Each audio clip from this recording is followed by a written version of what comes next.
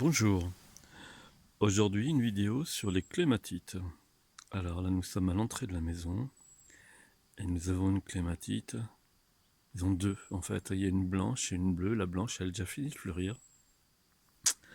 Donc ils sont plantés avec un rosier anglais, liane, qui s'appelle The Rambler, je sais plus trop quoi. Je vais voir l'étiquette. Je ne sais plus comment il s'appelle. Pardonnez-moi, au moins que je filme les clématites. The Albriton Rambler. C'est vrai que Rambler, je crois, signifie en anglais grimpant tout simplement. Alors là maintenant, on va se diriger sur la pergola que vous apercevez là maintenant sur la vidéo. Là j'y vais. Donc nous avons planté à peine une dizaine de clématites au pied de rosiers grimpants. Donc que nous avons mis à chaque poteau. Il y a à peu près 2 rosiers grimpants par poteau, à peu près, hein, pas tout à fait. Ça dépend de la grosseur des rosiers grimpants, du volume qu'ils prennent vite ou pas. Vous voyez, celui-ci là est, disons, Aloha qu'il s'appelle. A pris, non, pardon, Aloha, il est à droite. Celui-là, c'est la Giralda qui a pris beaucoup de volume. Donc évidemment, il n'y a qu'un seul rosier là, vous pouvez imaginer. Voilà, je me retourne. On aperçoit ici une clématite, donc plus ou moins rouge violacée. Elle est plantée avec, là, il y a 2 rosiers ici. Un rosier liane anglais aussi, celui d'Yvzolek. Et puis aussi un autre rosier anglais derrière là, qui démarre sa floraison qu'on aperçoit. Là, j'ai oublié cette petite clématite qu'on a plantée l'année dernière. Elle devrait être jolie, mais elle n'est pas très feuillue, je trouve. Il y a quelque chose qui ne doit pas trop lui aller là. Avec donc là aussi un rosier anglais, grimpant. Ici, non, il n'y a pas de clématite là, parce que là, il y a 3 rosiers. Sur ce poteau, il y a carrément 3 rosiers. 2 anglais, et puis un anglais, et un grimpant. Et un grimpant, un rosier grimpant normal. Là, il y a une petite clématite qui a survécu, elle a beaucoup souffert. Elle n'est pas en fleurs, on aperçoit. Elle va bientôt fleurir, ça va être la première année qu'on la voit en fleurs. Elle a beaucoup souffert, celle-ci. Ici, une variété particulière, on va dire grande fleur. On aime ou on n'aime pas. Au pied de Zéphirine Drouin, qui, à ma connaissance, est le seul rosier grimpant qui n'a pas du tout d'aiguillon. Mais alors vraiment pas du tout, même sous les feuilles. Alors, il est dit que le Banks, les Banks qui sont des rosiers lianes que nous possédons ici, n'ont pas d'aiguillon. C'est faux, ils en ont. Très peu, c'est vrai, mais ils en ont. Tandis que Zéphirine Drouin, qui est un rosier grimpant qui nous vient de la Réunion, n'a pas du tout d'aiguillon. Et son avantage, c'est qu'il fleurit aussi beaucoup, est très parfumé. Il commence à bien gagner sur la pergola, vous voyez. Là, il démarre sa floraison, on va dire. Là, il est en train de la démarrer. Vraiment un rosier que je recommande. Vraiment. Alors, là, sur notre droite, on a le fameux rosier grimpant qui se vend le plus au monde, Pierre de Ronsard. Et là, on aperçoit la clématite, une clématite qui va bientôt se mettre en fleur. Elle a ses premiers boutons. Derrière Pierre de Ronsard, j'ai mis aussi un autre rosier, Domaine de Courson, qu'elle s'appelle, qui devrait être assez joli. Là, nous avons un rosier grimpant noisette, Madame Alfred Carrière, hein, qui est un beau rosier. Très joli rosier qui va nous fleurir longtemps. Il est très remontant, il fait de belles floraisons. Donc lui, il a une clématite mauve en sa compagnie. Donc je continue de faire le tour de la pergola. Là, il n'y a pas de clématite. Par contre, j'y ai mis à son pied. C'est un essai, on ne connaît pas encore. C'est un fuchsia grimpant, ici. Un fuchsia grimpant. Donc on va observer cette année comment il se comporte. Ici, c'est un magnifique rosier grimpant. Très florifère.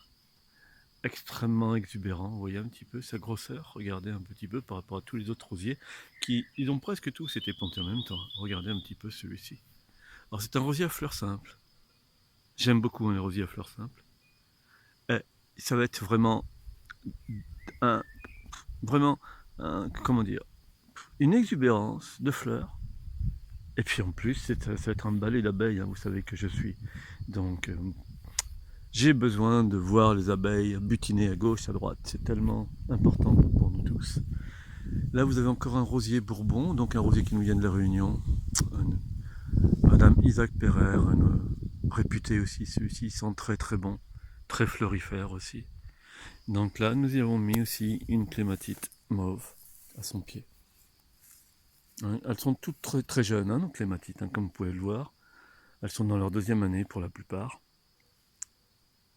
Alors là, de ce côté, nous avons un rosier liane remontant, ce qui n'est pas commun dans les rosiers lianes. Celui-ci c'est une belle réputation, d'ailleurs il a une bonne réputation plutôt. Il s'appelle Mermaid. Il est à fleurs simples, des grosses fleurs jaunes qui deviennent blanches, qui sentent bon aussi. Et qui, alors, ça va vraiment devenir un gros rosier. Bon, il a quelques soucis là parce qu'il n'est pas très loin des érables. Et je pense qu'il doit y avoir une concurrence au niveau des racines. Mais bon, là il s'en sort, il n'y a pas de souci, il va bien nous couvrir la pergola, il démarre là, cette année à bien la couvrir.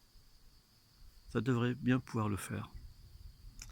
Sur notre droite, nous avons un rosier anglais, Jeannette qu'il s'appelle, avec donc une clématite, plus ou moins rouge vin, rouge bordeaux. Et là on ne le voit pas, de l'autre côté j'ai planté aussi un autre petit rosier qui devrait s'en sortir cette année. Tout petit rosier, mais qui a sa réputation, il s'appelle Bloom Time, donc j'ai un doute, excusez-moi. Je prends l'étiquette. Blossom Time, c'est vrai. Donc qui est normalement un rosier qui a une bonne réputation aussi. Ça devrait bien pouvoir le faire. Là j'en profite pour vous montrer, regardez ça un petit peu, les bourraches, avec le géranium tuberosum derrière. Les deux attirent les abeilles. C'est un balai d'abeilles. Je ne sais pas si vous le voyez sur la vidéo, moi je suis un peu loin, donc je ne peux pas le voir, mais je pense que vous devez les voir, les abeilles, de temps en temps. Donc la bourrache, Borago officinalis, et le géranium tuberosum avec ses petites fleurs roses là. C'est l'un des rares géraniums à avoir ce comportement. Vous vous rendez compte un petit peu où est-ce qu'il monte? En fait, il fait d'abord une belle rosette, et il fait comme des sortes de petites lianes qui grimpent là où il peut s'agripper en fait. Et il arrive à monter très haut. Derrière, vous avez là, parce que nous sommes sur le côté potager ici, c'est plutôt un jardin de curé par ici, on est le devant de la maison. Donc là, j'ai fait une armature de bambou, j'aime beaucoup le bambou. Et au pied, on a donc mis des fèves, et aussi des capucines tubéreuses, ici. Alors, la capucine tubéreuse est une capucine grimpante, donc je vais bientôt, quand elle est un peu plus grande, je vais l'attacher sur les piquets. Elle va donc faire des fleurs, comme toutes les capucines, mais l'intérêt surtout de la capucine tubéreuse, ça sera donc à l'entrée de l'hiver, avant les gelées. On va pouvoir récupérer les crônes. Un pied fait à peu près 800 à 900 grammes, on va dire les 1 kg de crônes, et évidemment qu'on va pouvoir manger.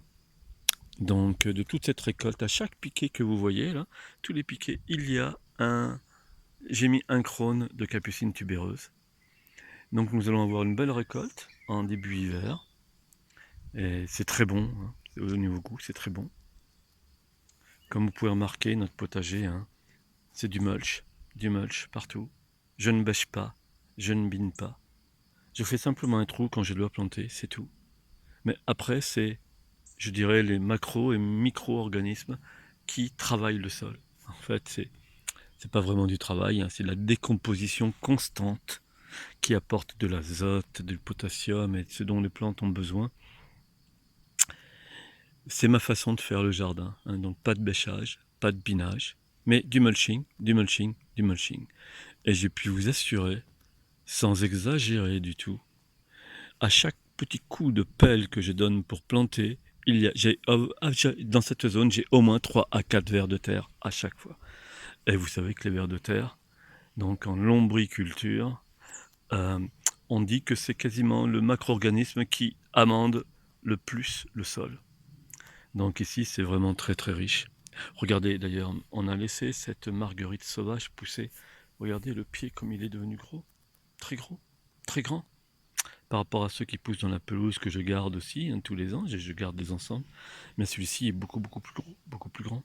La terre est beaucoup plus riche là, grâce à ce travail de ces micro-organismes. Voilà, eh bien, j'aurais fait un peu le tour aujourd'hui. Là, vous avez des choux en fleurs. Ça sera peut-être l'occasion, oh quoi, bon, si, ce sera l'occasion de faire une autre vidéo pour vous montrer qu'en fait, que ce soit les choux ou que ce soit les salades ici, vous voyez par exemple, nous, on ne coupe pas les salades. Quand on veut manger de la salade, on récupère feuille après feuille. On laisse les salades, vous voyez, pousser comme ça. Elles vont monter en fleurs toutes. Et après, elles se ressèment. Et ce que nous avons tous les ans, là je vais donc sur un autre caisson. Donc là, les salades les plus grandes, on les a achetées par contre. Nous avons un producteur bio pas très loin, donc on en achète tous les ans. Mais regardez toutes ces petites pousses là, eh bien ce sont des semis naturels de salade qui se font d'année en année. Donc on récupère d'année en année des petites salades. Vous voyez, il y a aussi bien cette verte comme celle-ci. Oui, on doit le voir. J'ai du mal à voir la vidéo. Voilà, je vois. Celle-ci est un semis naturel. Bon, il y en a d'autres aussi par ailleurs. Mais voilà, c'était pour vous dire que les salades, plutôt que de les couper comme le font la plupart des gens, eh bien, allez les récolter feuille par feuille plutôt. Laissez-les monter en fleurs. En plus, ce sont souvent de très jolies fleurs. Hein. Moi, j'aime beaucoup les fleurs simples, souvent bleu ciel. Et après, elles vont se ressemer. Et vous allez pouvoir récupérer vos propres salades. Évidemment, tout ça, c'est bio. Voilà. Ah là, vous voyez, celle-ci, c'est pas une fleur bleue, c'est une fleur jaune. Cette variété-là, ça va être une fleur jaune. Ça démarre, là. Voilà. Allez. Je vous dis à la prochaine vidéo.